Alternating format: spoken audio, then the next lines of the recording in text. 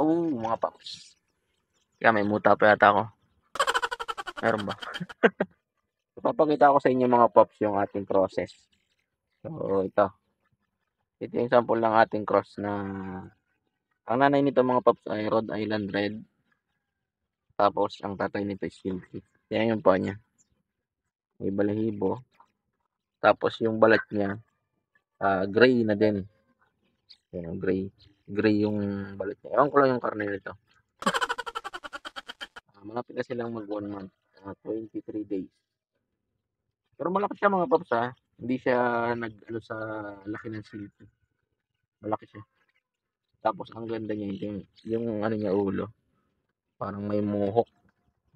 Kunin ko pa yung isa. Mas maganda tingnan yung isa. Ito yung isa.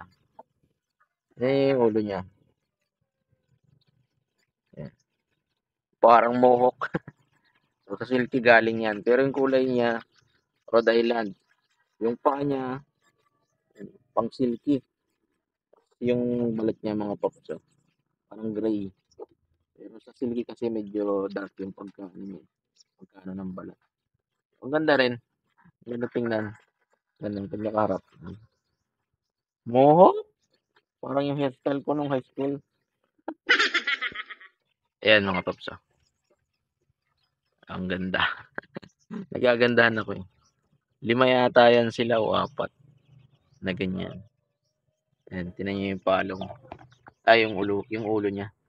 Yung balahibo niya parang nakamuhok. Pero yung kulay niya pang Rhode Island. Ito, ano to? Rhode Island din ang nanay nito, pero Shamo ang tatay. Ayan. Saka itong isang ito. Ayan. Rhode Island Shamo. Pag inano mo yan mga paps, mas medyo mahaba ang leg niyan dyan sa mga yan.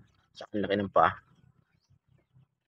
Tapos ito yung nag-iisang puti dito.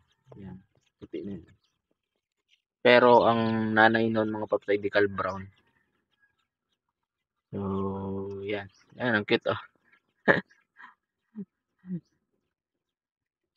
Ang cute. Pero malaki yung size nito mga paps Pang Rhode Island yung size.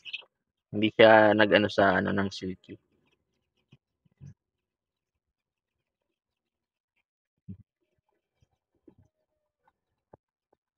So, malalaki na. Wala pa rin tayong mortality mga paps. Dahil na rin siguro sa ano, medyo maganda ang panahon. Pero kagabi, biglang lumakas yung ulan. Kaya binuhay ko yung ilaw nila kagabi. Biglang lumakas yung ulan. At nagbigay na rin tayo ng vitamins ngayong umaga. Para sigurado tayo mga paps.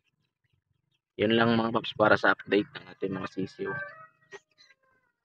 Yeah, ganda naman.